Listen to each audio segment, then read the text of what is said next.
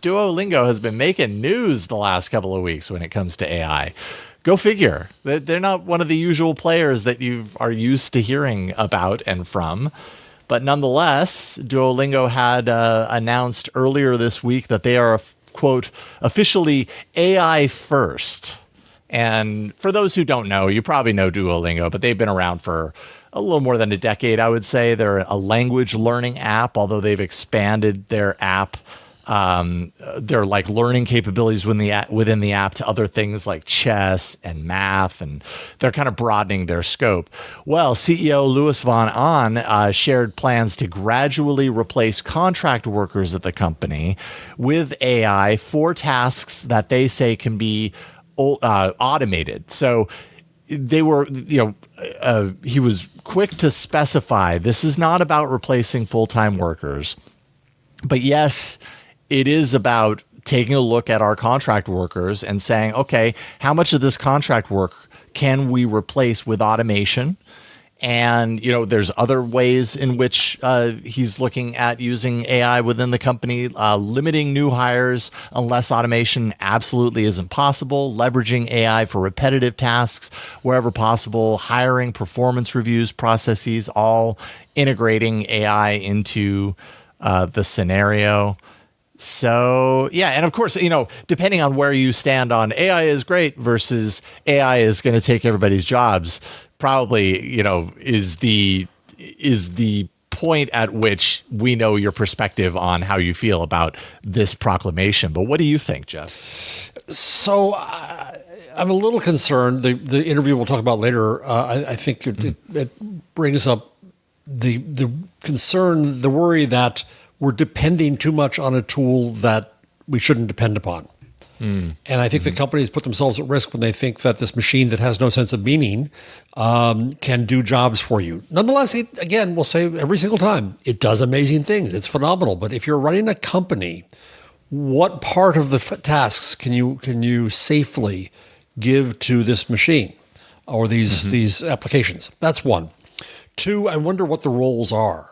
I just went to Duolingo, and there's plenty of jobs to be hired for. If I look at the freelance, Duolingo English test trainer in India, institutional engagement contractor in Ireland. Are these the ones that, because they're part-time, that they recruiting program manager, design sorcerer, whatever that is? It sounds like a sorcerer with a hat on. Right, with a hat. Right. So are those the kinds of jobs that they will now hand over because they're the contract jobs? And then if you look at the main jobs, they've got VP of product, associate creative director. Those are full-time jobs that you probably can't hand over, but that AI could have a role in. So I guess certainly has a role in, I would imagine, to some degree. Right. So I guess this idea that it's binary. Either the job is done by the human or the AI, I think is getting a bit ahead here.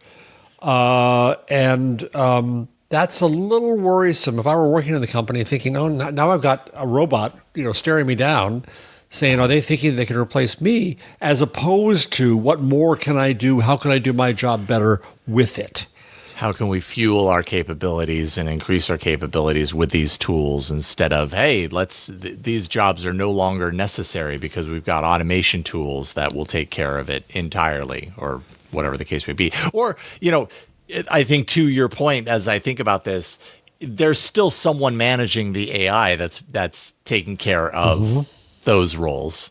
So, it might be automation is able to replace some of these tasks that this contract worker does, but it doesn't necessarily replace employees wholesale because there's still human involvement, I have to imagine, to some degree there. If I were in a company still, I guess I'd be trying to draw charts about what tasks, and task is the right word. I don't think it's job. I think it's task. Yes. Yeah. Good clarification. What tasks could be replaced by, and there are some tasks, right? Sending out form letters, I think you could. We've automated a lot of that already. It's not that big a deal. Okay, what tasks could be aided by this, and what does that aiding mean? Does it mean that we're faster, more efficient, better at it, more creative, catch things we wouldn't have caught? What is it we're looking for to use this? It's just a machine, And I think that we're the part of the problem with the hype and PR is that we're already at the presumption of general intelligence when it ain't there. Yeah, it's like, oh, they so want to be there. And I mean, in the case of Duolingo, when we look historically speaking, I can't remember exactly when. I could probably look it up real quick, but the exact year that Duolingo launched. But they were an app first company. Early, I want to say early 2010s, somewhere around there, 2010, 2011, June 19, 2012. Okay, so 2012. And when they launched as an app-first company, is my understanding. They didn't necessarily launch with like a website that also has an app. It was like, no, this is all in on the app ecosystem. And, in many ways, they were taking a risk at that time to say, we can have a business that is entirely within the app, and that risk paid off for them. I think their perspective on their business is, we knew what we were doing before anyone else knew what we were doing, like that we were doing it right, that we were going app first, and that it worked for us. And I think they see AI as another opportunity to do that. Oh, we've got to ride the wave. We've got to be there early, not late. And so let's just commit the way we did when we were app first, when we first launched, and that worked for us.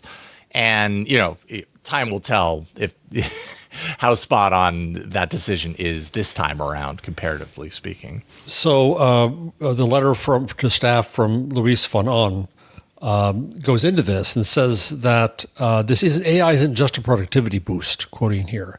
It helps us get closer to our mission. To teach well, we need to create massive amount of content, and doing that manually doesn't scale. So that's the first thing. If you're reading this thing and thinking, well, I'm making lessons, and examples. AI also helps us build features like video call that were impossible to build before. I guess that's a coding thing. For the first time ever, teaching as well as the best human tutors is within our reach. So the tutors should be nervous. Being AI first means we will need to rethink how we work. Making minor tweaks to systems designed for humans won't get us there. In many cases, we'll need to start from scratch. We're not going to rebuild everything overnight, and some things, like getting AI to understand our code base, will take time. However, we can't wait for the technology to be 100% perfect. That's really like, okay, before you blame me for doing stupid stuff, it's going to do it. Right. So we'll gradually stop using contractors to do the work that AI can handle. AI will be part of what we look for in hiring. AI use will be part of what we evaluate in performance reviews. Oh, okay, I use ChatGPT to do this stupid thing. Headcount will only be given if a team cannot automate more of their work. Most functions will have specific initiatives to fundamentally change how they work. So this is aggressive. It is very aggressive. Yeah, and I think if you go to the LinkedIn post, it's interesting that it was an all-hands email that was then shared on LinkedIn by the CEO as like in the form of a screenshot of the email. I don't know, there's something interesting about it. Like when you read through the comments, you either see right on, it's the right move, or probably what you see more of is people saying, stuff like this top comment I'm looking at. How about you replace your CEO with AI first? People are like, this is okay. Like, what is the point? I think a lot of these people are like, what are you trying to convey with this news right now? Is it rah, we are awesome? Or, it's to a certain degree, it's kind of like, are you reading the room well enough? Right. Right. A lot of people are not responding with good. And I'm looking at the stock price with the market right now. There's 100 factors that affect any stock price, and it doesn't seem to change in any substantial way. Before this announcement, not alone in doing this, was about 383. Now they're at 382. So no difference. Yeah. Well, and there was just news this morning that I saw on Tech Meme right before doing the show, that Duolingo announced 148 new courses, adding to the catalog, more than doubling its courses for non-English speakers, all of them created with the use of generative AI.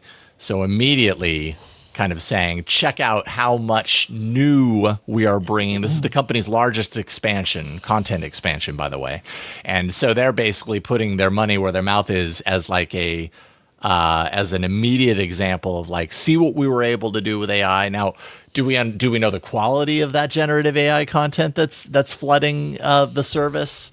are people going to start recognizing flaws and issues in these translations or in the approach through the app? And if so, there's an easy target to blame at this point. Yeah, as an educator, I suppose I should not be glib about dismissing this because there are ways that we can use it better. I mean, I'm working on a program at Stony Brook called Technology, AI, and Society.